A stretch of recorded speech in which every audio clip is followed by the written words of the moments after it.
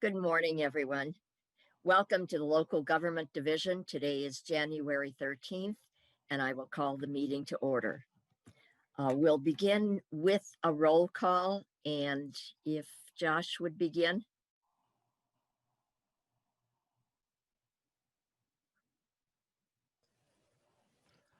I'm sorry, was that roll call? Yes, please. Okay, thank you. All righty. Chair Mason.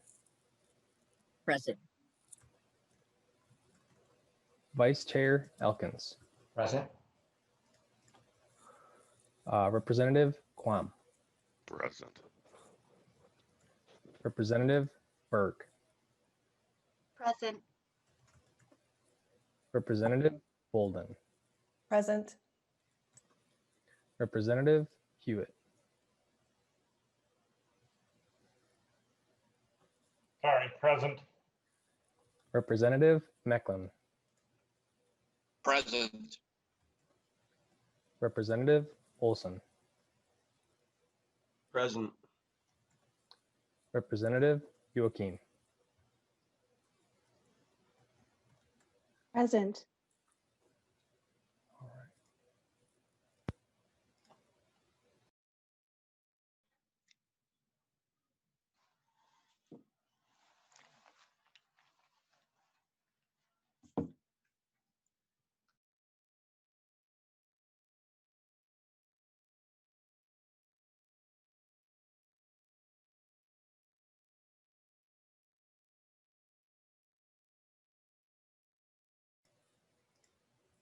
And a quorum is present. That's good. Thank you so much.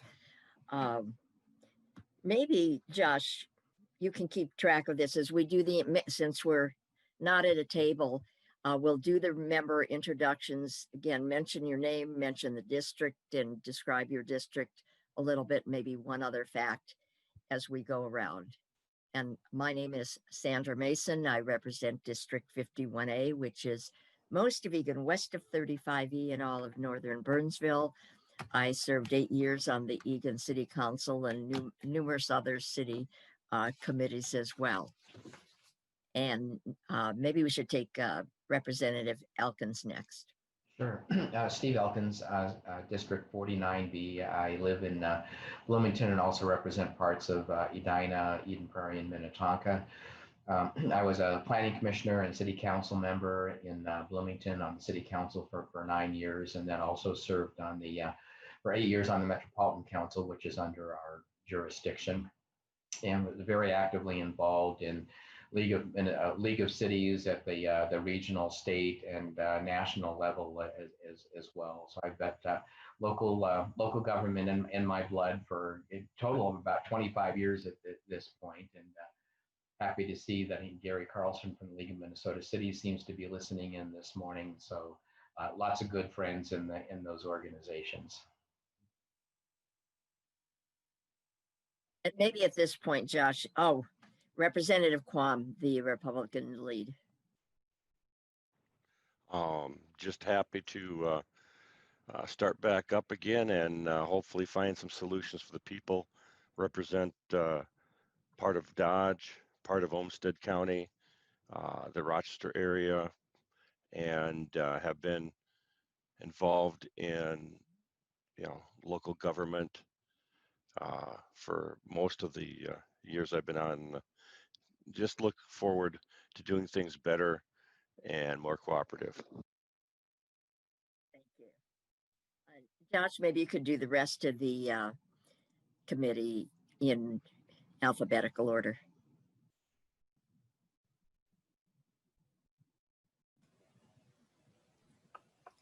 Sorry. Representative Berg, if you would.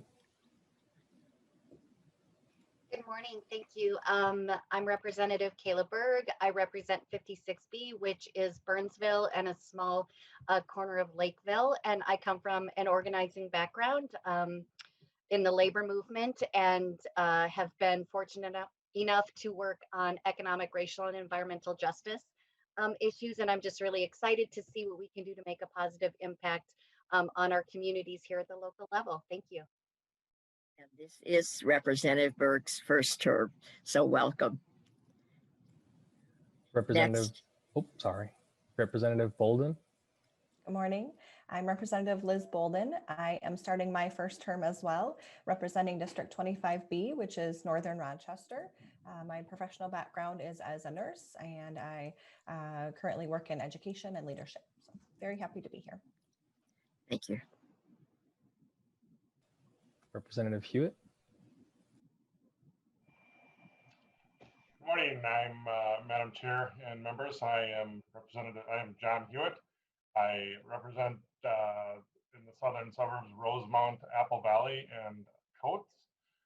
This is my second term as a legislator, and I've never been on this committee before. I was on state government finance, so it kind of fed into that, but looking forward to seeing what we can do together as a committee. Thank you. Thank you. Next. Representative Mecklin. Thank you. Good morning. My name is Shane Mecklin. I'm in my second term. I represent District 15B, which is a good portion of Sherburne, Benton, a little bit of Morrison, and a little bit of Wright counties. I'm new to this committee as well. I'm looking forward to it. As I mentioned the other day, I am a residential building contractor, so I work often in my professional career with both building departments and zoning. So I'm really looking forward to what I learn here. Thank you.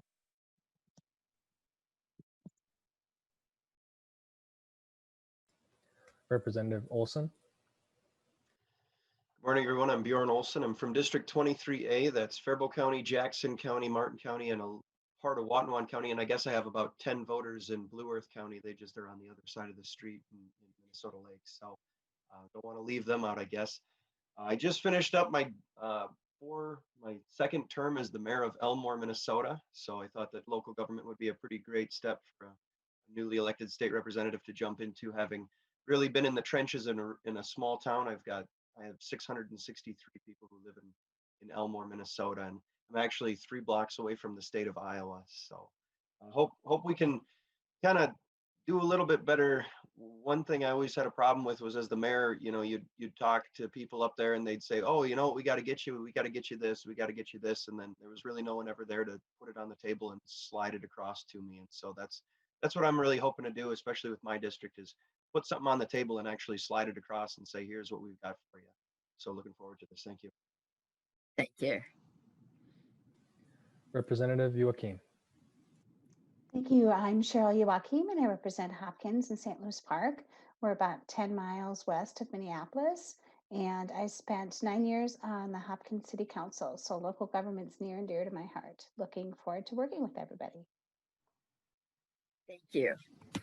Yeah, I think we've got a really, really good group here. Next, we're going to hear from representatives of our local government organizations. And we'll start with Gary Carlson from the League of Minnesota Cities. And if you would introduce yourself and proceed. Well, thank you, Chair Mason, and thank you all as members of one of the most important committees in the Minnesota legislature. Thank you for serving and being part of the local government process. My name is Gary Carlson. I've been with the League of Minnesota Cities since 1991. And the League is basically a longstanding organization. We were founded in 1913, actually as an adjunct to the University of Minnesota Extension Service. We are governed by a board of directors that includes 19 city officials from across the state. We're a voluntary membership organization. We currently have, I think it's 834 of the 853 cities in the state as members of the League of Cities. And the 19 that are not members are all very small cities, even smaller than Representative Olson's city of Elmore. Most of them are under 200 population. And when they call the League of Cities with a question, a concern, we will take those calls and help those cities out as well. Briefly about the League, because we do a lot more than just work with legislators. We do a lot of things to help with the day-to-day operations of cities across the state. One of the things that we are about to undertake is our annual training for newly elected and experienced local officials. Just like the legislature has training for new legislators, when you join a city council or you become a mayor, there's a whole set of laws and rules and regulations that govern how you function. And one of the things we do and have done for many, many years is to conduct a newly elected training so city officials understand the nuances of the open meeting law and data practices issues, and even understand the basics of how cities are financed. So that's one of the big training endeavors that we undertake every year. We also provide investment services for cities. This is a voluntary program that if they choose to invest in a joint fund, we can pool their resources and secure better returns on those invested taxpayer proceeds. Kind of an aside to that is our assistant finance director spent a lot of time this last year working with cities on the distribution of the federal coronavirus relief funds. And there were many, many questions about how that money could be used. We spend a lot of time with Minnesota Management and Budget and with our city officials, educating them about the Treasury guidance on how those monies could be legally used. That was another big effort that was unexpected when we started last year. We're also an insurance company. Back in the late 70s, early 1980s, the cost of insuring city government and local governments was excessive. And so we formed under the umbrella of the League of Minnesota Cities Insurance Trust. We provide property, casualty, and workers' compensation coverage that's tailored to the needs of government. And most of the cities are members of those pools for insurance. We provide research and inquiry services. We have a group of attorneys that answer questions that cities have about the day-to-day functions of cities. We also have human resource expertise that also provides HR-related assistance to cities as they deal with employment law issues. And then finally, my department is the ones that you'll see around the Capitol the most, or you'll see in Zoom meetings, I guess I should say. There are 7 of us that work on government-related activities or government affairs activities, 6 of whom are technically lobbyists. And we will be working with you in the local government committee on any issues that come forward. One of the foundational issues, I think, for all of the groups you're going to hear today is that why are we here? Well, keep in mind that Minnesota is essentially a Dillon rule state, and therefore we only have the powers expressly or implied to run our cities. And therefore we need to work with you as new issues arise, as emerging issues or technology changes, to make sure that state statute allows us to conduct the essential local government functions. So we have a real role and responsibility to work with you as partners at the state to make sure that the laws are crafted such that our city officials can continue to provide those important services. Let me just talk about a few things. In general, when your committee meets, you're going to probably see legislation related to a whole number of chapters of law. Chapter 410 deals with charter cities, Chapter 412 with statutory cities, Chapter 414 with annexation.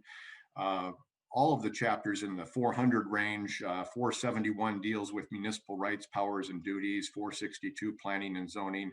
Those are all areas of the law that the League of Cities and these other city organizations and county organizations will be working with you on. In addition, we work closely on data practice and open meeting law legislation in chapters 13 and 13D. Those issues may come before your committee for their impact on local governments. Let me mention that one area that the definitely will, Gary. Yeah. One of the issue areas that we do not get involved with is metropolitan governance issues. Miss Patricia Nauman with Metro Cities is the focal point for work on Met governance, Met Council, and metropolitan related issues, and she'll talk with you in a minute. So I just wanted to be clear on that particular issue. Members, we have provided you a handout in your materials today that is a brief summary of some of the issues, specific issues the League is going to be focused on. And I'd like just to mention a few of those very briefly in passing here. Our board of directors this year, well, our policy committees, which met all last summer, adopted about 200 policies related to city functions. The board of directors focused on a few of those, and they're listed on your handout as kind of priority issues for us, knowing that this was going to be a difficult legislative session given the pandemic and the need for remote legislating. So we will go through, I will go through some of those in a minute, but let me just say that this will be a challenge for all of us as we navigate the pandemic session. And please feel free to reach out to any of our staff as you have questions about impacts on cities or city perspectives. So looking at some of those specific issues, we divided those into 3 broad categories: allow cities to adequately navigate and respond to economic challenges. We know that the state has a longer term projected deficit as of the November forecast. And of course, everything that you deal with in terms of policy recommendations that will come down to local governments will likely have a financial impact. And so we always try to tie the two together, the cost of those policy changes, and make sure that our cities have adequate resources to finance the expectations that the state has on our local governments. So we'll be working probably more closely with the tax committees in both the House and Senate to make sure that our cities have the adequate tools to finance their operations, be that property tax authority, be that local government aid, all of those programs that provide funding for all of the things that local governments do. We also will be working with you to avoid unfunded mandates. You may hear this a lot. If you served at the local level, you probably are aware that sometimes the legislature has a great idea, but not necessarily the funding to implement that idea. And we frequently are recipients of, hey, can you guys do this for us? We'll be watching closely for unfunded mandates and working with you to try to make sure that we have the adequate resources to comply with those mandates that you may choose to enact. Let me mention, though, that we'll also be working on some existing mandates that have been enacted by the legislature in the past. One of those relates to a law that requires cities and even counties to continue paying health care for injured public safety officers. That would be police officers and firefighters. This requirement was originally fully funded by the state of Minnesota, but over the past number of years, that funding has slipped precipitously, and now most of the cost, the vast majority of that cost of extending that health insurance, has fallen on our cities and counties, and that's become a big financial burden. We'd like to find a way to work with you to fully fund that program or make modifications to reduce its financial impact.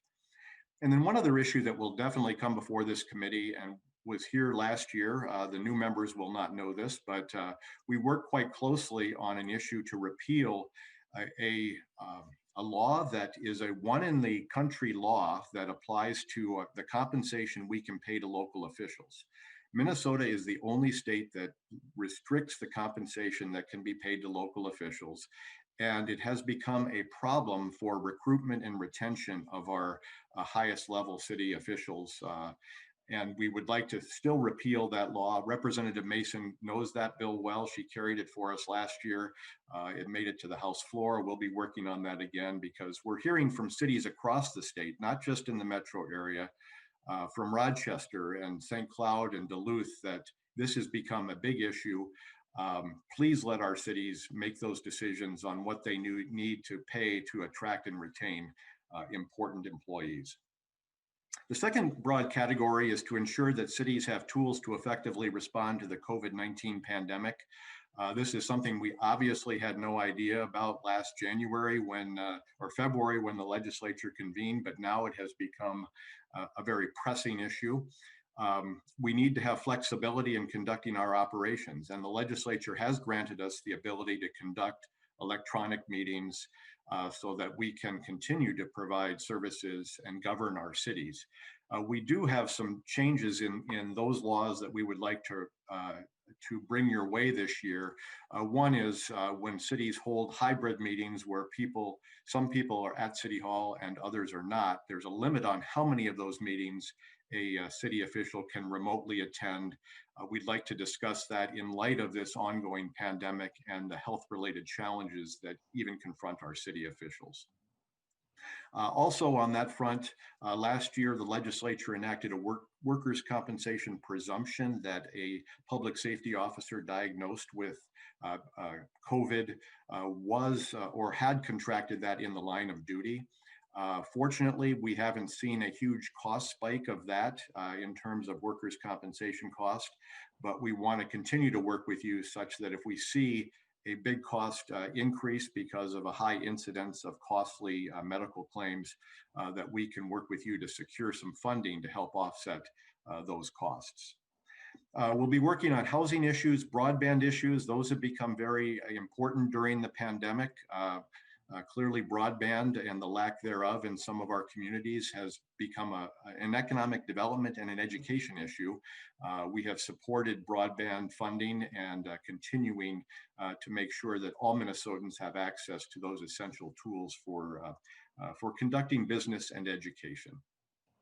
And then finally, on that particular issue, we'll continue to work with our congressional delegation on additional funding for local governments. The recently enacted federal legislation did not include any additional assistance for local governments. Fortunately, the first CARES Act had quite a bit of money for our local governments that was very, very helpful in navigating the unexpected pandemic-related challenges. We'll be working with our congressional delegation on additional assistance. And then finally, I know I'm going a little bit long here, but we'd like to partner with the state to create safe and inclusive communities and address racial inequalities. This has become obviously a big issue in light of the killing of George Floyd last year. This is a challenge for our cities. We need to work both with the state and local governments to make sure that we develop policies and procedures that really do try to address many of these issues. One in particular, you did enact in the special session, I think it was the second special session last year, some important public safety reform efforts. We'd still like to work a little bit more around the arbitration process with public safety officers to ensure that cities have the tools necessary to address situations where officers may not behave appropriately. So, Madam Chair, with that, on the back of your handout is a list of the other league employees that work around the Capitol and their issue areas. I would encourage any member of the committee that has a question to contact us. We have a lot of resources back at the league office that can provide you factual information about running cities. We're always there to assist and be partners with you. So please take advantage of that. Madam Chair, I don't know if you want to have questions now or if you'd like me to stay on, I can certainly do that. But with that, I'll conclude my testimony. Thank you. And my thought is that we would have questions for each testifier as soon as you finish. And right now, I'm not seeing any hands raised. Are there any questions from our members before we go on to the next testifier? Okay, I'm not seeing any. So thank you very, very much, Gary. Thank you, Chair Mason. Next, we have Cap O'Rourke from the Minnesota Association of Small Cities. Thank you, Chair, and thank you, members. My name is Cap O'Rourke. I'm the Executive Director of the Minnesota Association of Small Cities. The Minnesota Small Cities we have been around since the 1970s. We represent all cities that have populations of under 5,000. So of the 853 cities, there are approximately 705 cities with populations under 5,000. Our membership, we have cities with memberships as small, population sizes as small as 39, all the way up to populations just under that 5,000 cap. All across the state, including in the metro, in the Venn diagram of city organizations, the league is obviously the big circle that kind of encompasses, and organizations like Metro Cities and the Coalition also have pieces, and small cities kind of overlaps everybody. We have members, obviously the majority of our members are in greater Minnesota and outstate, but we also have members in the Twin Cities, in the metro region as well. And so we work alongside the league and kind of working with these small cities and advocating on their behalf. Some of our biggest issues heading into this session has been infrastructure. There are growing costs associated with infrastructure, most notably transportation. Our cities do not have a dedicated transportation funding source. We have largely relied on the Small Streets Assistance Program. It's a formula that the legislature allocates money when they do so, but it is not a dedicated funding. And we did not get funding in that account in this last biennium.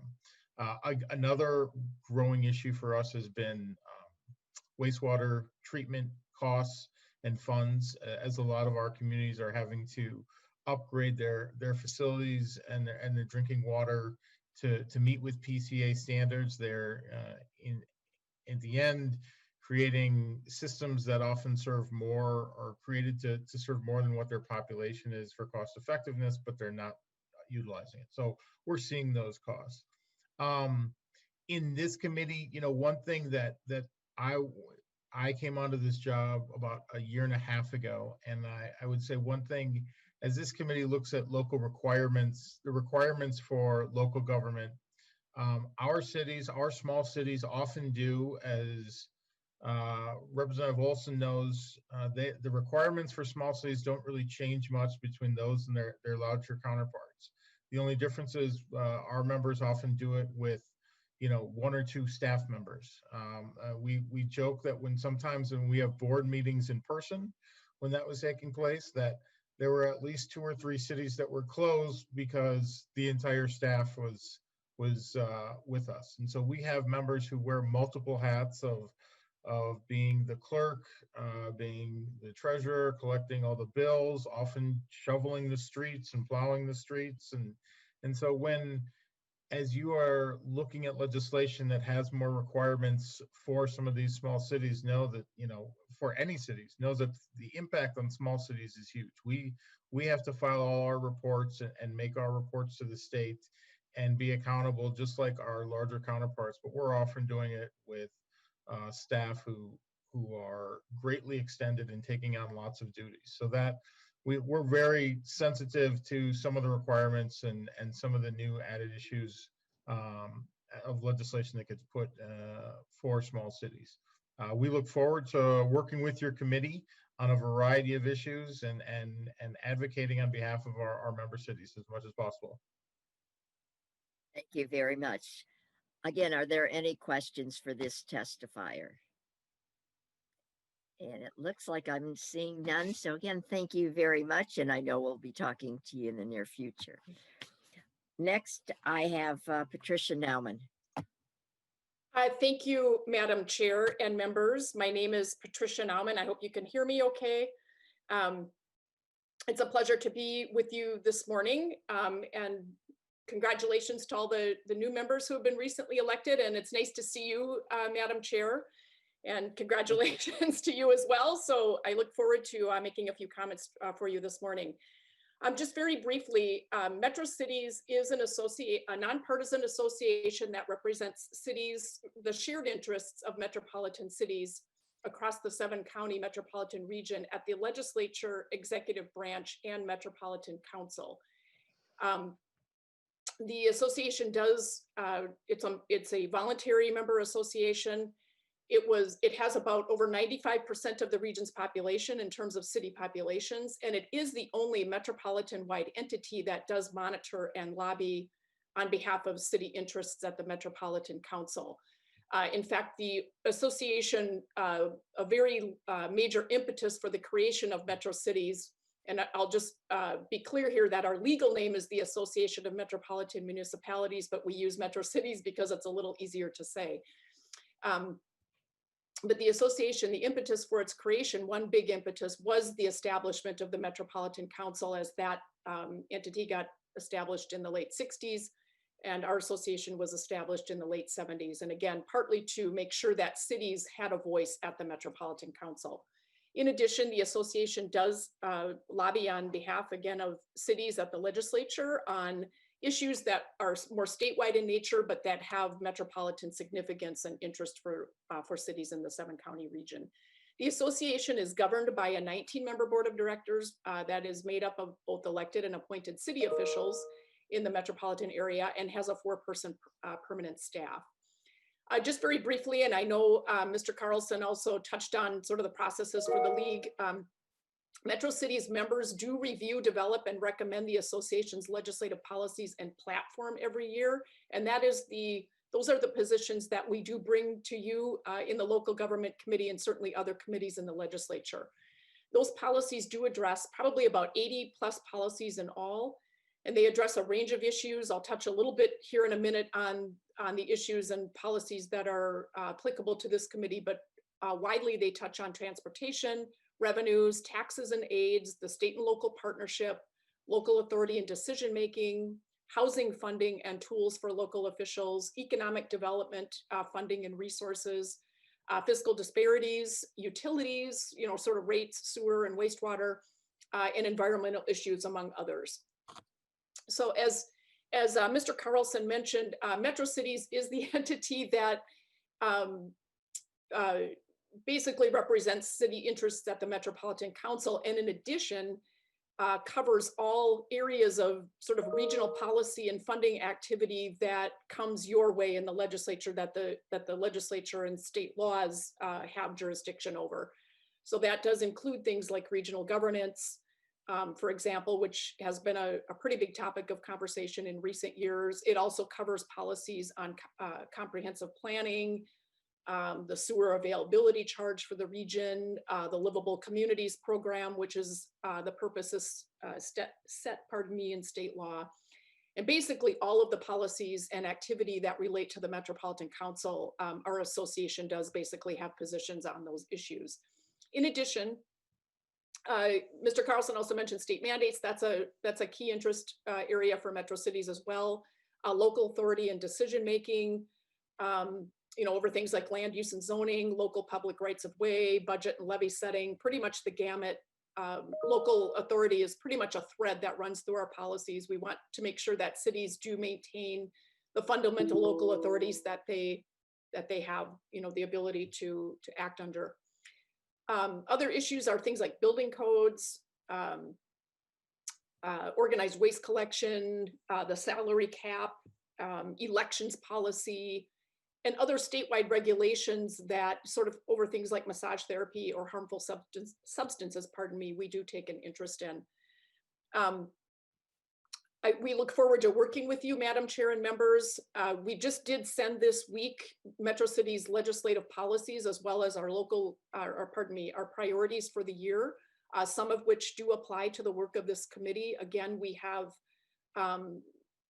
regional governance is a priority. The position of the association there really is about making sure that local officials have input into the selection of Metropolitan Council members, but we don't support having local officials on the council. And that's been a very steady priority and position for the association for many years. We also do support a very strong state and local partnership. And we look forward to working with you on sort of all the areas that apply under that umbrella. I'd be happy to answer any questions, and certainly, even though we're not seeing each other in person, I'm happy to provide any information that you need as you do the work of your committee this year. Thank you very much for the opportunity to comment this morning. Thank you. I see one question from Representative Elkins. Yeah, Ms. Nauman, just one question for you. Do you anticipate, wanting to work with us on developing legislation that would implement the Governor's Blue Ribbon Council on Metropolitan Government's recommendations? Basically, this latest Blue Ribbon Council has, come up with recommendations that pretty much mirror the recommendations by the Citizens League a few years ago and by Metro Cities itself even before that. There's a very consistent thread of recommendations related to metropolitan governance that goes back now probably a decade in all. And Chair Mason and I have been discussing this. And so we've been watching all of the meetings of that Blue Ribbon Council. And now the question is, okay, who's actually going to draft the legislation? So I'm wondering if that's something that you would, if Metro Cities would want to work on with us. Thank you. Pardon me. Thank you, Madam Chair, Representative Elkins, and it's nice to see you this morning. Yes, and Representative Mason, and I know we've worked closely with you on these issues for years as well, did carry a bill 4 metro cities last year that essentially did, I would say, really closely mirror the recommendations of that commission. Maybe there were a few pieces in there that were distinct, but yes, very much so. We have consistently supported staggered terms, which is a recommendation of the commission, an expanded nominating committee, which is a recommendation. A majority of local officials on that nominating committee we do support, as well as additional measures for public transparency. And if I could just add, Madam Chair and Representative Elkins, Governor Walz, when he was elected governor, did actually, and when I had a chance to talk with him a couple of years ago, he had actually indicated he was interested in the positions of metro cities along this line. And he did create an expanded nominating committee that year when he was appointing members. And he did include a majority of local officials. So there is some precedent, at least for that in practice. So, and we do, again, we've supported staggered terms for many, many years. And so again, yes, I'd be very happy to work with you both on those issues this year. And I will plan to touch base. I'll make a note and plan to touch base with you on those. Thank you. Thank you. Follow up, Representative Elkins. Okay, thank you so much. Are there any other questions for Ms. Nauman? Okay, thank you very, very much for being here today. And I know we will be seeing you in the near future. Thank you. Have a good day. Thank you. You too. Thank you. Next, I have Jim Hovland, who's the mayor of Edina and the Municipal Legislative Commission. Morning, Chair Mason and committee members. It's nice to be with you this morning for this introductory session. It's, I think, maybe one of the benefits of a virtual world. We get to have a conversation like this, and you guys have the time to spend time with us and learn a little bit about some of these organizations we represent. As Chair Mason mentioned, I'm the current mayor of Edina, just reelected to another 4-year term. I'm also the chair of what's called that sort of droll, drab name, the Municipal Legislative Commission. It's an organization actually formed years and years ago, back in the 80s. It now is composed of 19 suburban communities that stretch across the metro, from Woodbury to Chanhassen and Maple Grove down to Prior Lake. Represents about 1 million in population and about 670,000 jobs. Those cities create about 23% of the state's sales tax. So they're real prosperous communities. Most of the cities don't get local government aid. They are, I think, of the 4 of the 5 top contributors to fiscal disparities are located within the Municipal Legislative Commission membership. So I'm also the chair of the Regional Council of Mayors, co-chair, the Regional Council of Mayors, and then also involved in a group. I was thinking of Representative Olson as a former mayor of Elmore. I'm involved in a relatively new group called Minnesota Mayors Together. And someone mentioned broadband earlier, and one of our first strategies for mayors across the state is to work on a stronger broadband system to make this part of our infrastructure. So that we have the fastest, most load-worthy system that we can have all the way across the state to make sure that we can do commerce and get our kids educated as well as we possibly can. So for the Municipal Legislative Commission, we have some legislative priorities. I supplied those to Peter, I think, Peter Strohmeyer. You should have those available to you. It's a 2-page document for us, talks about some of the things I just mentioned. Our top priorities this year are similar to some of the other organizations.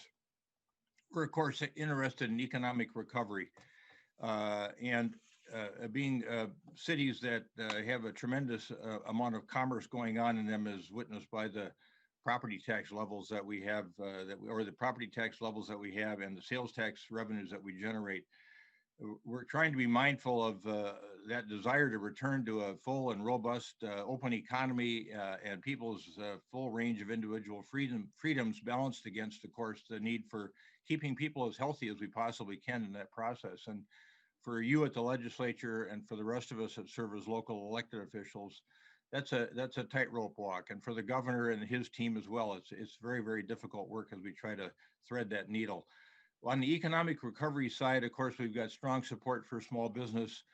I think that first CARES Act, those first CARES Act monies provided some assistance, but we're going to be there at the Capitol visiting with you about how to continue to support small business and get them back on their feet.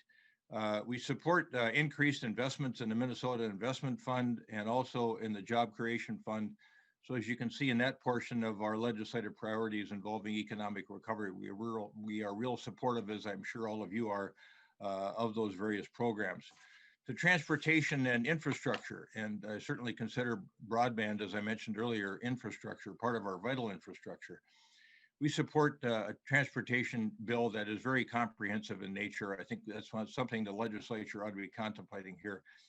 Money could never be cheaper to borrow. There are lots of projects out there to deal with. I think Cap O'Rourke talked about some of the challenges that are facing the cities that he represents. And it just seems to me like a moment in time where we can really do some significant things throughout the state with respect to improving our transportation infrastructure so that we can more effectively and efficiently move people and goods. We're also very supportive of what we've seen in success through application, the Transportation Economic Development Fund, this TED program that the state has used, and then this Corridors of Commerce program that the legislature has been good at supporting. We see tremendous success in those two programs and want those to continue and maybe be even stronger in the future. And then we've also got a position on supporting infrastructure fees to make sure that our towns function as well as they can from an infrastructure standpoint. We, of course, as local government, like local control, and I think the legislature typically is an ally in that regard. We want to preserve local authority in land use and development activity.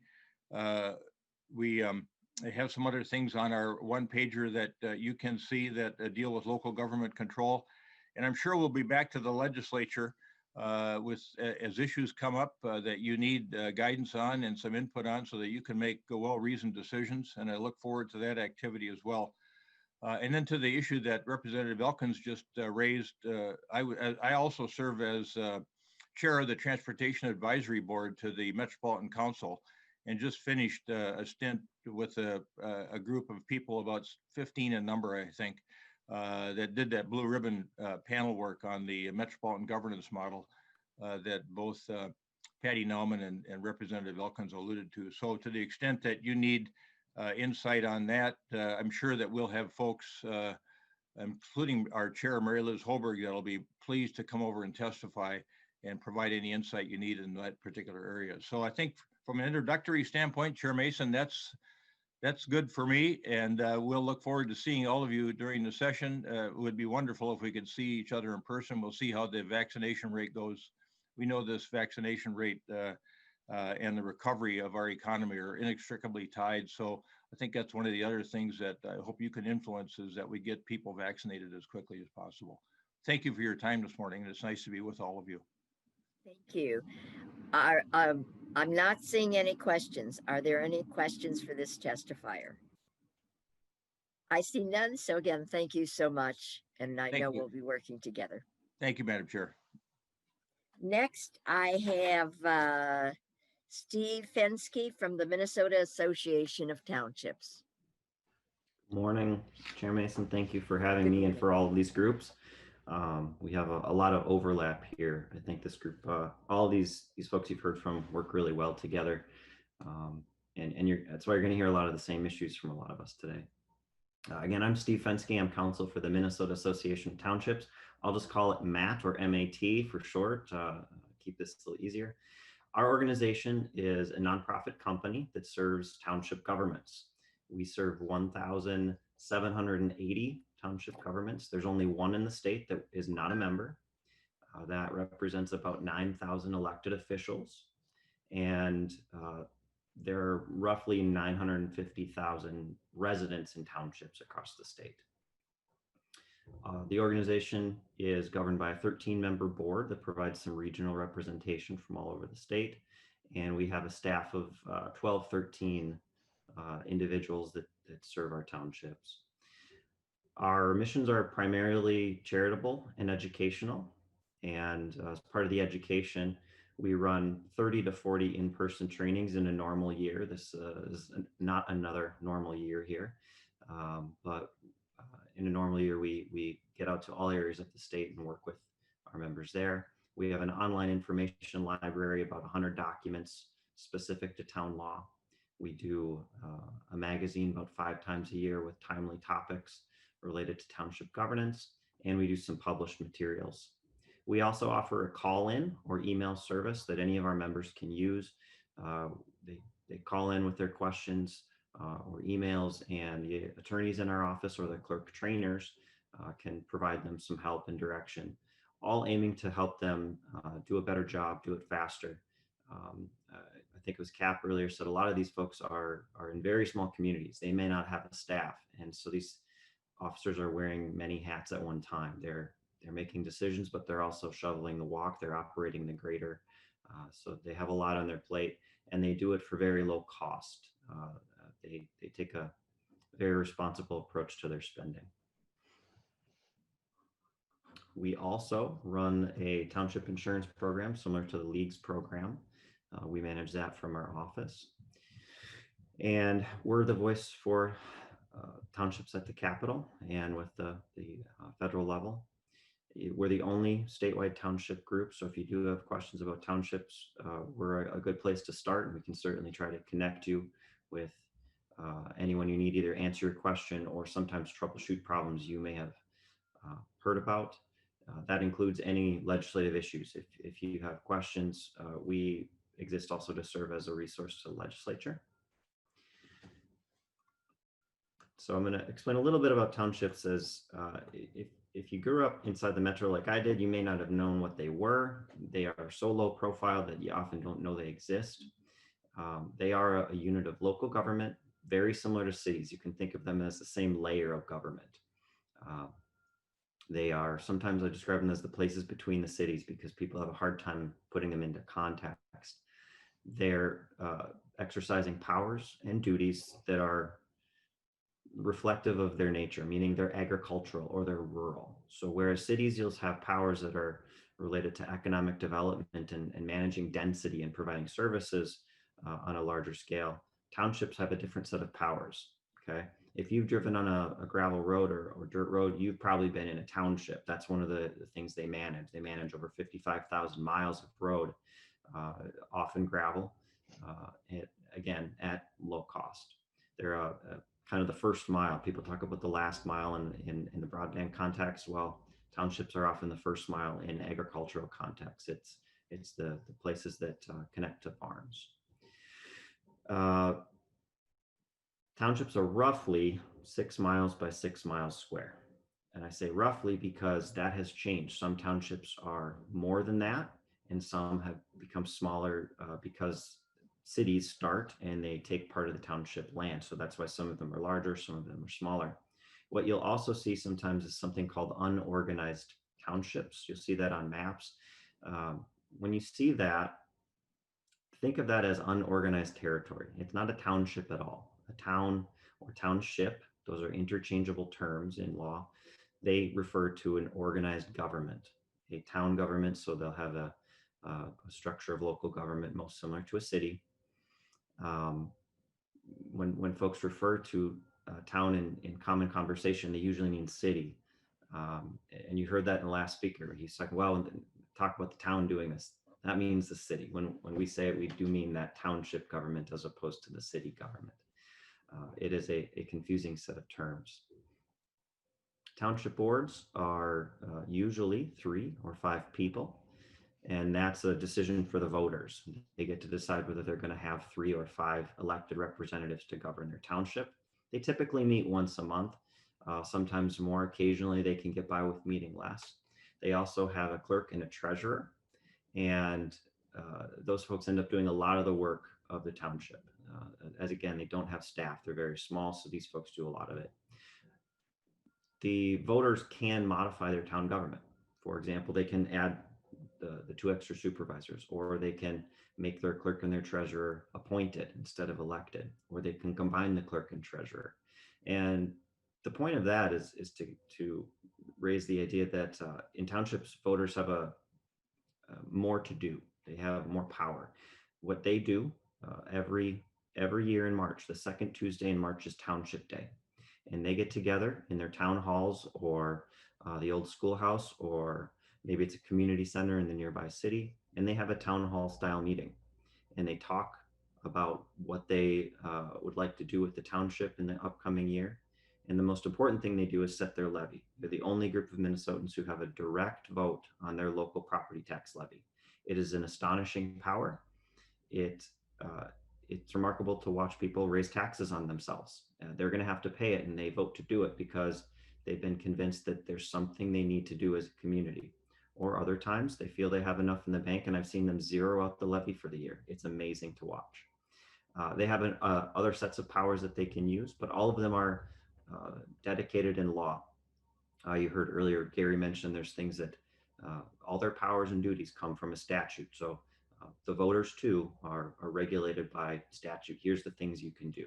But in towns, they get a much more direct voice on what they're going to do with that township in addition to their elected officers. About 2/3 of townships hold their election on that township day in March. So you'll see that you have an election day that second Tuesday in March. That's townships. The other third have chosen to go to November elections. Again, they can do that to combine them. Some feel that they get better turnout if they combine it with the November election. It does change the length of the terms for those folks. Part of the handouts you received, one was a basic introduction to townships. The other was a list of the legislative priorities that our members have brought up. There's about 2 pages there. Transportation is the biggest issue for townships year over year, and you won't hear a lot about that here. Issues you will hear about in local government. Overall, the outlook is to keep local control. Townships believe in that. They believe they can be responsive that way.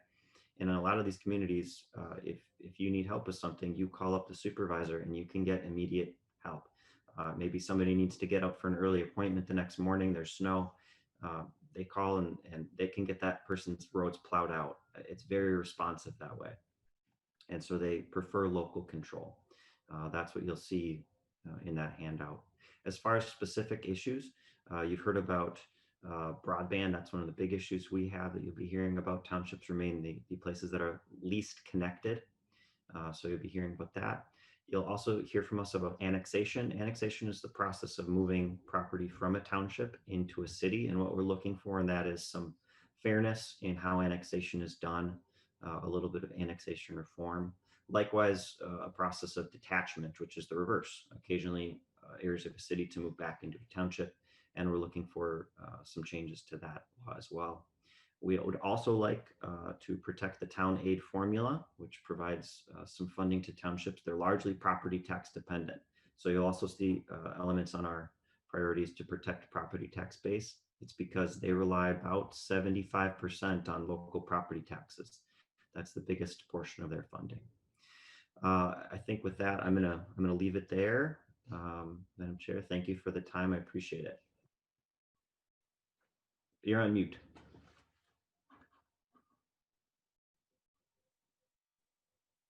Representative Quam has a question. Thank you, Madam Chair, and thank you, Mr. Fenske. When we had the flood and many rural areas were hit in southern Minnesota, a lot of us saw the cattle being swept away down the stream on that video nationwide that was covered. That was in my district. And when I met with the townships, one of the biggest issues was cash flow to quickly repair roads so there was access for taking care of other issues. I talked with the administration then when they had a meeting, and I said, is there any way that you can accelerate the disbursements to a township, that you get across the year up front if there's a disaster area declared, so they have the money instead of having to take out a loan to take care of some of those road and construction issues, so you can have the people of the township have the access to recover from the disaster. And the other thing is there any enabling language? I know there's a new CTOS test that went fine, enabling language for townships to be able to interact with the state more easily.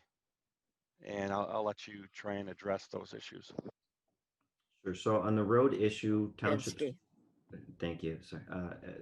Townships on the road issue have they have a fair amount of problems. In particular, in Southeast Minnesota, year over year we see flooding issues, and they work with FEMA. The trouble being, it takes so long, and there's so much work to do to get their reimbursements, and the reimbursements they don't necessarily have cash up front. So if there were a way to help get funding to townships, whether that's disaster grant aid or even low or no interest loans from the state before they get their tax disbursement, I think a lot would use that. I think it would be very helpful for some, rather than having to go and bond or get certificates, which they're going to have to pay something on. I'd be happy to work on that. That would be helpful. I imagine not only to townships, but some cities that face that as well. On the second issue, on CTAS, that's the accounting software put together by the state auditor. Towns, cities, and possibly counties use it. I'm not sure if their use with it. I'm not sure on the question. If you're saying providing reports, that's one of the main things townships do with it. They submit reports to the auditor. I think that's a good program, and it does that very well. Representative, I'm not sure what the question is on CTAS. Can you elaborate more for me? Madam Chair, thank you. And that was just meant as an example of how we're making it easier to interact with state. And I'd like other ideas that would facilitate the ease of interaction of small local governments, towns and townships being able to interact with the state.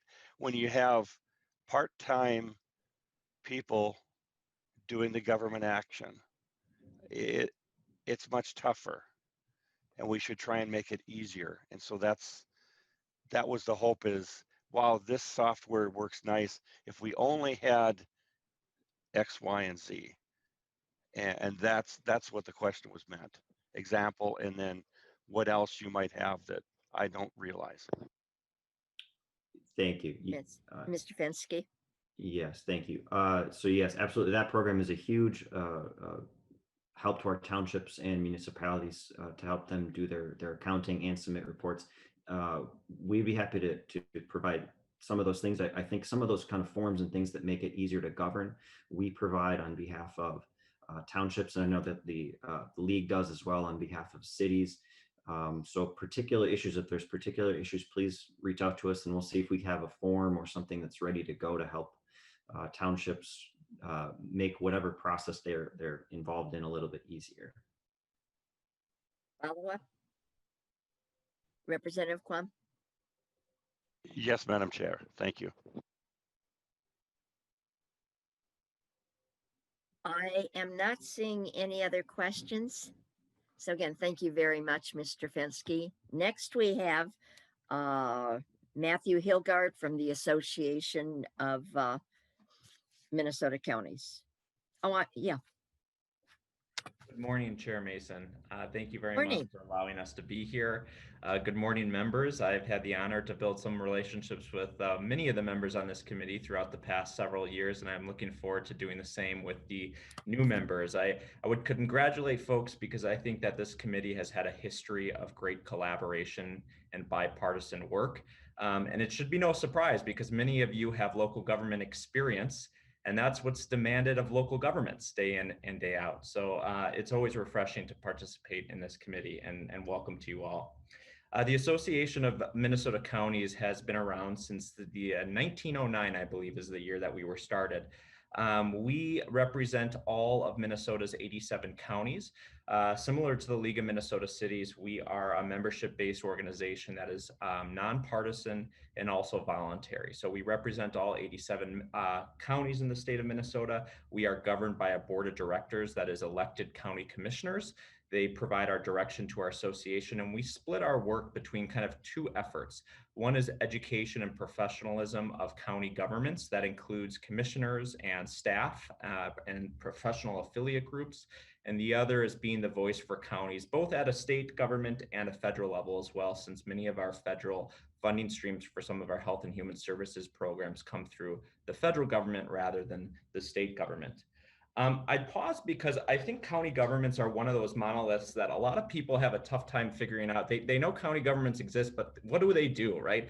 We're similar to cities. We're not similar to cities. We are an arm of the state government. Are we the arm of the state government locally? So I'm just going to give a few examples of what we do. Folks may be familiar, but one of our biggest tasks that differentiate us from other local governments is that we run many of the social safety net services on behalf of the state of Minnesota. Minnesota is unique. We're one of maybe 10 states nationally where we say, hey, we're going to have our county governments run our social safety net programs at a local level. We think it's more cost effective. We also think that it gives more local control to decide what's appropriate for service levels to our local residents. We run the child protection system for the state of Minnesota as well. County jails, county corrections and probation services.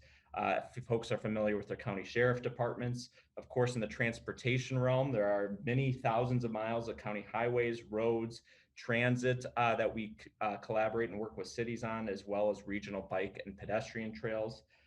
County parks are operated across the state. The property tax administration system. So every county assessment, property tax codes. Chair Joachim is on this committee as well. She's very familiar with the county role in making sure that our property tax system operates effectively throughout the state and at a local level. We, along with cities and townships, are the main administrators of our state's elections. And we're quite busy this last year in a presidential election season. County regional libraries are a big part of what we do, as well as solid waste management, recycling center. Some of your counties, Dakota, Ramsey County, et cetera, Hennepin County, and some of the regional centers as well across the state operate their own solid waste management systems, recycling centers, things like that. License centers, departments, birth records, land departments, ditch maintenance, and also broadband. This is not a comprehensive list, but just meant to be illustrative of some of the things that counties do. And that list seems to be expanding every day that I work with the association. I found out the other day that counties are also responsible for indigent funeral expenses. So if a person cannot afford, or their family members cannot afford to properly bury their spouse or relative, counties actually come and work with a family to pick up those expenses and assist them in those matters. I want to pause also to say that this has been quite a busy year and unique year for counties and local governments. County governments received $467 million worth of taxpayer funds in the CARES program that legislators passed out or worked at least to help pass earlier this year. Many of those funds were used for external expenses within our communities. These were new tasks that counties had no prior history of doing, but you saw a lot of counties, all 87, frankly, set up programs to assist businesses. In the end, I believe that we spent over $167 million on businesses, nonprofits, and community partners. And it wasn't just business assistance. We helped with rental, food support. There were several counties who spent over $10 million on housing support, as well as homelessness reductions and folks to shelters, emergency shelter infrastructure for folks experiencing homelessness. And almost within the last month, we've also been in the news related to the new business relief funds that were passed in the legislature right at the end of 2020. So counties will be a main partner with the state in delivering $116 million out to your local businesses within your communities. As we look to this community's jurisdiction and the work that we're going to do next year, I think the cities and townships did a great job of highlighting some of the main things. We work very collaboratively with each other. A couple things that I would point out is that counties will probably come back to this group or some other jurisdictions as well to ask for some continued extensions of waivers that we've received. For many of these social safety net services, counties were issued either federal or state waivers to allow them to be more flexible with how they interface with the public, to do many of their tasks remotely. A great example of this is the marriage license. certificate, which is required in person. Well, for the last year, we've been able to do that virtually thanks to Representative Davney and Kiffmeyer's work in the Senate. Representative Becker-Finn is carrying a bill that would allow us to continue that. We think that there are innovative ways and lessons that we have learned throughout the pandemic that make government more efficient, and that we should update and be better in serving our customers. So we're looking forward to bringing some of those issues to this committee. I think open meeting law is another one of those areas where the law has been written, of course, and it might be dated to what we are actually facing in our current structure and world post-pandemic. And with that, and I'm sure I'll get some emails after this one, but I think it would be very, I think it would be great work if this committee, not necessarily this year, but in the coming years, would take a look at publication requirements as well. This is something that we've reached out to the Newspaper Association. We're very much looking forward to working with them, not against them, but to do something that balances the amount and quality of our postings as well as cost and effectiveness for our taxpayers who are paying for that. So those are some of the issues. Our main issue, as folks said, is pandemic response, making sure that our communities are responding and getting the resources they need throughout this pandemic, as well as protecting any kind of property tax burden as we enter this next property tax payment cycle. And I will stop there. I will echo the calls of everyone on this call. Please, feel free to see us as resources. I know all the other local government lobbyists. We are here to help you, even if sometimes that's against our own interests. That's our jobs. That's why we've been here for over 100 years. We are here for information, so please use us. Thank you, Chair Mason, and welcome new members. Thank you so much. I see two questions right now. Representative Hewitt. Thank you, Chair Mason. I'll learn that mute button soon. To the testifier, Madam Chair, I just have a simple question. Maybe you can or cannot answer it. But what I understand I'm going back to that marriage certificate deal. What I understand about the marriage law right now, for someone to be an officiant at a marriage ceremony, they have to be recognized by somewhat of a religious organization to get their credentialing. We really don't have a justice of the peace or anything like that. Is that the way you understand that? I mean, it seems like it's kind of cumbersome because you can't do it unless you're affiliated with a religious organization or a judge or something like that. I mean, do you know much about that? And if so, we can talk offline, but it just seems confusing because also they have to register with each county too. That's very interesting.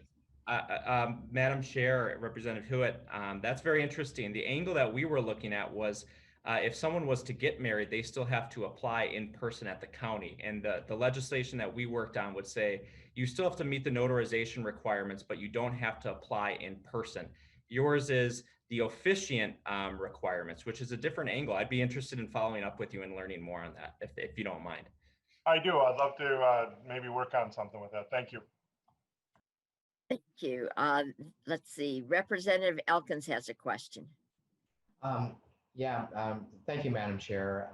Matt, I've been working with Irene Gao from the League of Minnesota Cities and Matt Ailing from the Minnesota Council on Government Information about an update to the open meeting law just to reflect the technologies and the process that we're actually using during the pandemic. So if you can reach out to Irene and get yourself plugged into that, we're about ready to have a bill drafted. Chair Mason. Hilgart. Chair Mason, Representative Elkins, absolutely. Tangentially, I've been included. Our staff person has been Leah Patton, and I think she has been included in your conversation. So thank you for including us in those. Okay, thank you. And that is the last question I see. So thank you very much. And we can now proceed to Matt Massman from the Minnesota Intercounty Association. Welcome. Thank you, Chair Mason, and good morning, members. I am Matt Massman, Executive Director of the Minnesota Intercounty Association. My congratulations as well to all of you on your election, and Chair Mason on your role, and to all of the new members, welcome, and I look forward to getting to know you better over the coming months. The Minnesota Intercounty Association is heading into its 50th year, founded in 1971. MICA is an independent voluntary association currently consisting of 15 of Minnesota's larger and faster growing counties, including suburban, exurban, and greater Minnesota counties. Just for a little bit of reference, our counties are home to just over 1/3 of Minnesota residents. Our largest member county is Dakota, Madam Chair, as you know, and ranging down in size to Benton County. The entire list of our member counties is in some information that I think may be in your packets, but I submitted to the membership. I'll just quickly, we're Benton, Blue Earth, Carver, Chisago, Crow Wing, Dakota, Olmsted, Ottertail, Rice, Scott, Sherburne, Stearns, St. Louis, Washington, and Winona, for those of you who might represent all or a portion of those counties. Again, I had mentioned just something that characterizes our counties. We do tend to be among some of the faster growing counties. Our membership includes 4 of the fastest 5 growing counties in terms of average annual growth over the last 5 years, and 9 of the top 15. Mr. Hilgart did a fantastic job overviewing the work that county governments play in Minnesota and in the lives of Minnesotans on a daily basis. To say that we are an administrative arm of state government in Minnesota is I think, obviously not fully capturing the incredible footprint we have on the delivery of human services, corrections, transportation and mobility, public health, elections, and just a number of other issues. And of course, added to that list, livability issues with parks and trails and other amenities in our local communities. So we are member counties. Our role as an organization not only prioritizes engaging with all of you, as well as across counties to bring forward information and analysis to the legislature that helps you have a good understanding of the impacts that state policy decisions will have both at the legislature and the actions of state agency work on counties, and making sure that we are collaborating and partnering with all of you to deliver services in the best possible way for Minnesotans. I would just organizationally highlight a couple things. Our board of directors consists of 2 commissioners from each of our member counties. And our board of directors, of course, sets our legislative priorities and platforms and meets monthly throughout the year to exchange information and provide guidance to our advocacy efforts and engagement with all of you. We're a small team. Our contact information is also included in the information that I provided, but we have a 5-person team, 3 registered lobbyists, myself, Nancy Selesky, who works with our organization as a contract lobbyist and covers health and human services and public health, and Steve Novak, who works with our organization and assists me with some bonding issues and also covers transportation and transit issues for us. One of the other key, I think, structural elements, just in terms of letting you know how we work and are organized, we facilitate and host a regular monthly meetings of a number of the experts, subject matter experts within our membership. So county administrators, fiscal officers, human service directors, and other key staff leaders within the counties on a monthly basis. And that supports our organization and hopefully supports all of you in your work by providing an agile opportunity both to gather input and insight into how state decisions will impact counties and bringing that information to you, as well as supporting the work of county governments as the state is making decisions. So just a couple things I wanted to touch on, because I think it's, we're guiding principles that I hope that you will find positive. We try to make sure that we are working and advocating and conducting our analysis and research and engaging with all of you and with each other in a transparent and open communication way and in a collaborative way that addresses Minnesota's policy challenges with you. We feel strongly that good policy is grounded in good data and evidence-based solutions, and we try and promote that by doing analysis and information collection and dissemination for our member counties. We feel strongly that counties should participate in and be at the table with policymakers at the state for decisions that impact counties. And like you've heard from a number of other local government associations, really feel strongly that the state funding should cover the costs of mandated programs and processes. And a lot of times it's processes that can add to the work that county governments do on behalf of making sure programs are administered in a way that are required by the state. As well, just advancing local control and making sure that there's an alignment of funding accountability with the level of government that sets the program rules. Let me just talk a little bit about our intersection, Madam Chair and members. Also, my thanks to all of you for your service on this committee. This committee, along with others, plays a critical role in impacting the work that we do at counties. And so I wanted to touch on a few issues. But overall, I want to say that, like many of you, first and foremost, our priority, I think, is a shared interest with the state in terms of this legislative session, making sure that we continue to address COVID relief, protecting the public health and safety of Minnesotans, and also supporting economic recovery and relief, and doing all of that in a way that ensures equity and works to eliminate racial disparities. We have emphasized in part of that the intergovernmental finance issues. You will see us both with yourselves and across other committees wanting to urge the legislature to make sure that actions related to property tax policies, local government aids, and I know Chair Joachim is on the committee also, cost shares potentially in human services and other mandates do not increase pressure on local property taxes.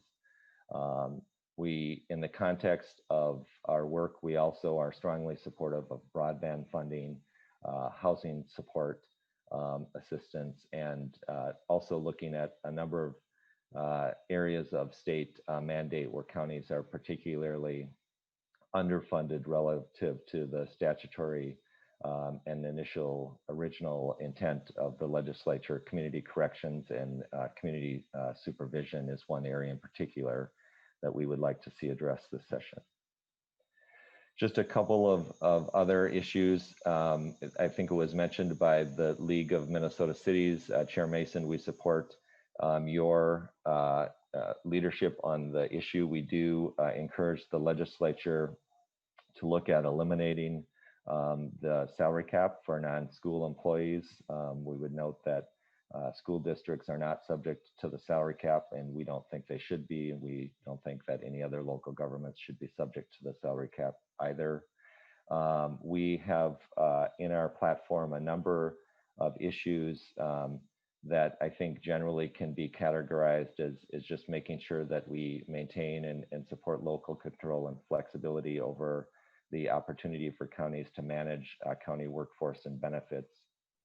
One example of that would be, for example, in the insurance pooling area, we believe that counties should have the opportunity, if they find it more cost-effective and efficient, to deliver the same level of healthcare benefits by pooling retirees and active employees separately, that they should have the opportunity to do that. And there are some other changes in that area that we would like to discuss with you all also. We also are following closely, as was mentioned by the League. We have a number of self-insured counties, and so we follow closely the workers' compensation presumptions and wanting to make sure that we are doing good and right by our employees, but also making sure that we are properly aligning over time the responsibility of the employer responsibility for those costs with where those costs occur. And so I think that the sustainability of the workers' compensation program is premised on making sure that there's good alignment there in where workplace injuries happen with what employers are accountable for paying for those injuries. Madam Chair and members, I want to amplify the AMC's comments around streamlining mandated processes and reporting. We too would like to engage in, maybe this is sort of a study group conversation. Our members feel strongly that there's a number of public disclosure and reporting requirements that the public, I think that this is both an efficiency issue, but I think more importantly, it's a genuine transparency issue.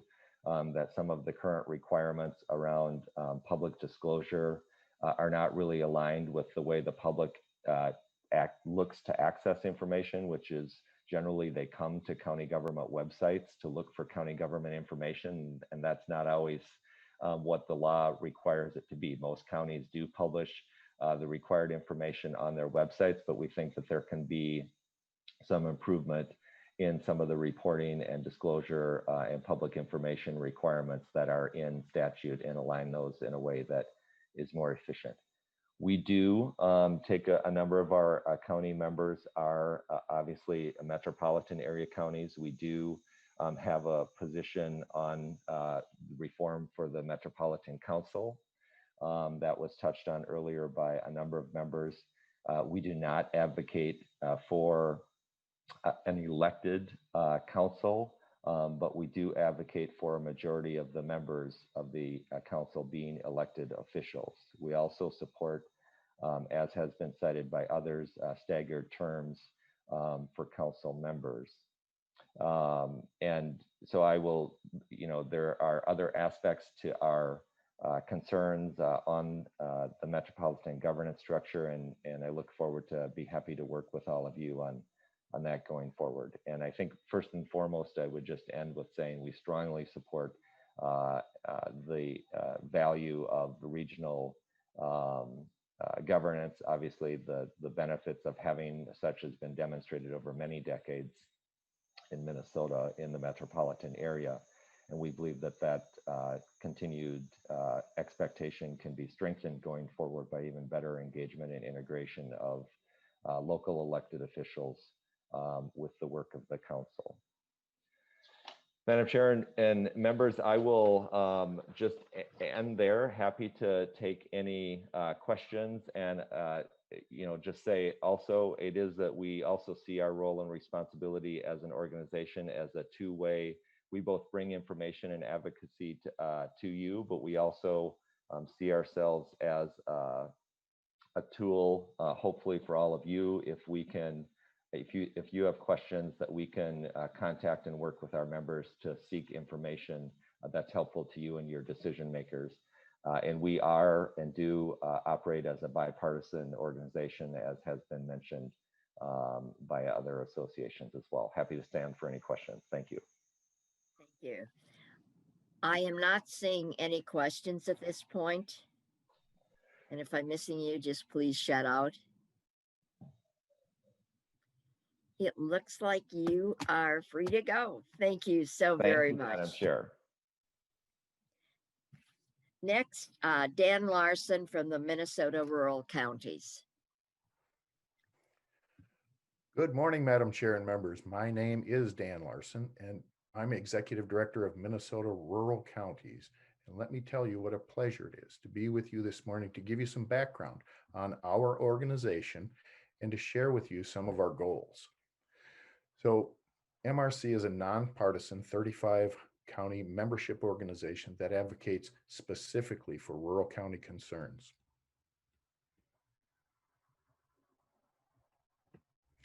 We are a separate but affiliated organization to the Association of Minnesota Counties, and we have a strong but independent relationship with AMC. So we think of ourselves as the place rural counties can go within AMC to talk about things that are specific to rural counties.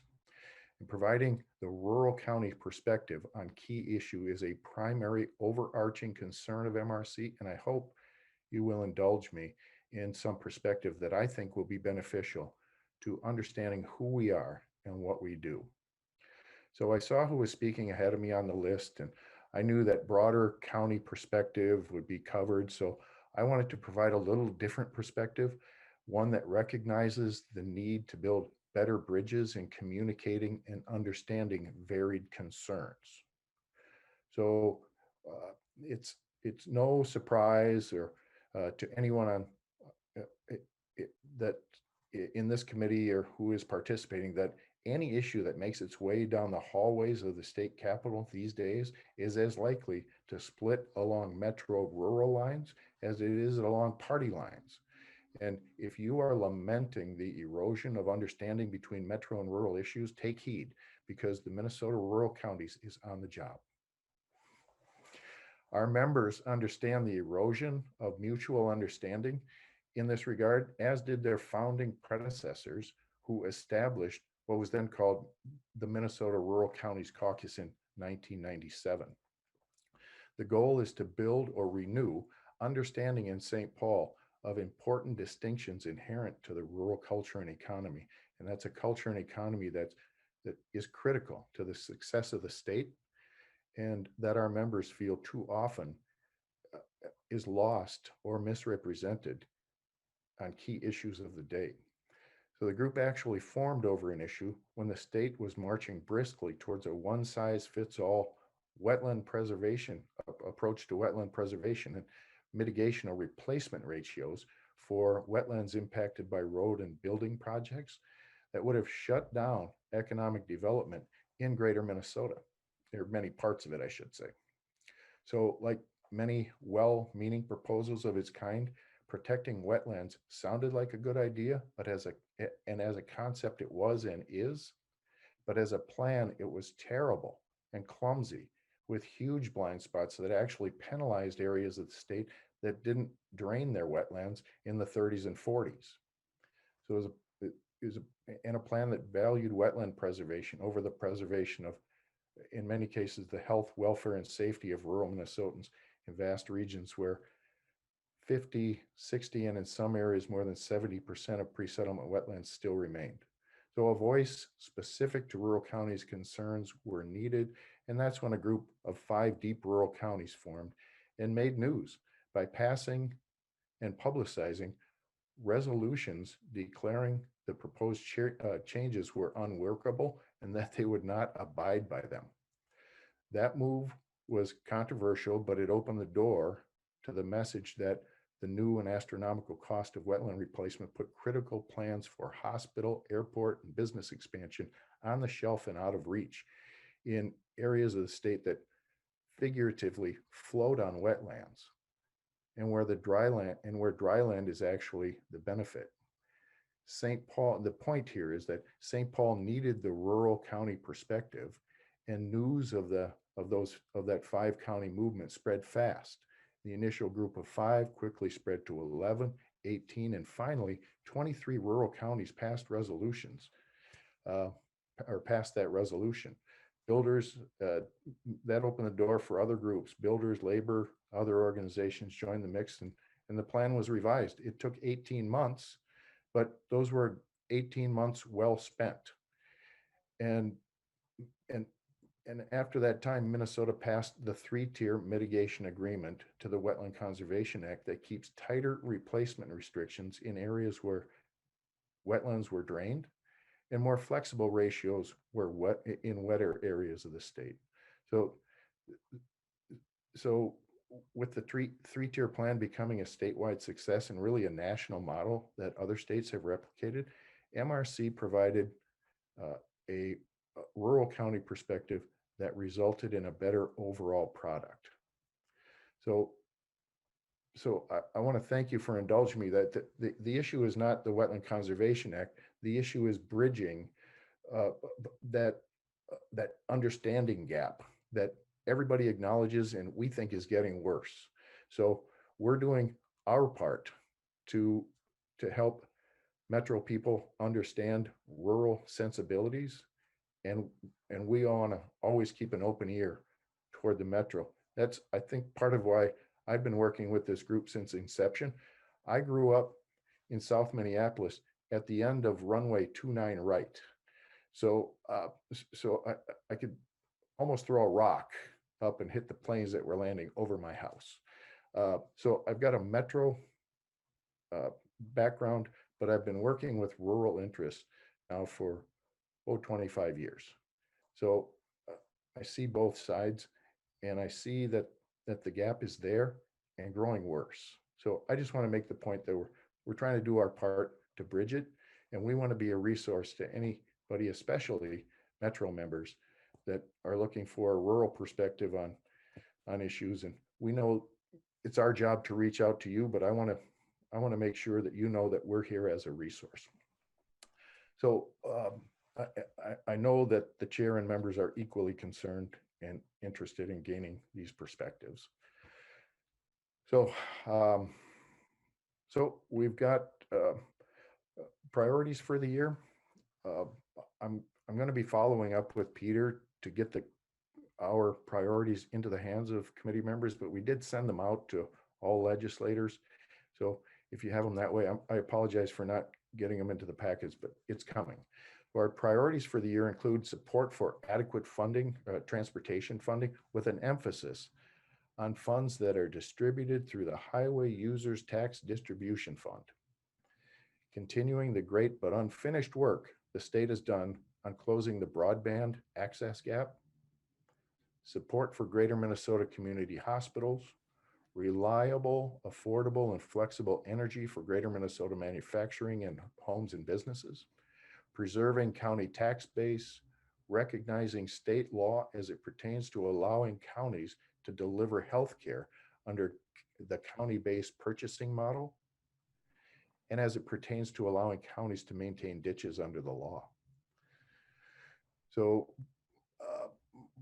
protecting county program aid will also be a key issue for us this year. You guys, you members have a tall task ahead of you. So county program aid, we're going to be working with our colleagues that you've already heard from in letting you know what any cuts or proposed cuts to CPA will do. And we're working directly and energetically on a bill providing an additional $3 million annually to the base for emergency management grants to county emergency managers. Funding these emergency services managers is in drastic need of enhancement. So you may know that a full 75% of these funds have traditionally come from the federal government, but the feds have warned in recent years to expect they will be pulling back on that funding. And managers were already operating on shoestring budgets even before the COVID pandemic hit. So I'll wrap by saying we wish you all the best as you tackle the important issues, and I'll look forward to working with you as a resource on anything that we can be helpful with. Thank you very much. I am not seeing any questions. And we had one other testifier, but I know we're at time right now. Elizabeth Wefel, would you be able to come back next time and testify? Absolutely. That is totally fine. Thank you so very much. You're welcome. And then we'll also hear the introductions from our committee staff as well. Thank you all very much for being here. Have a good day. The meeting is adjourned.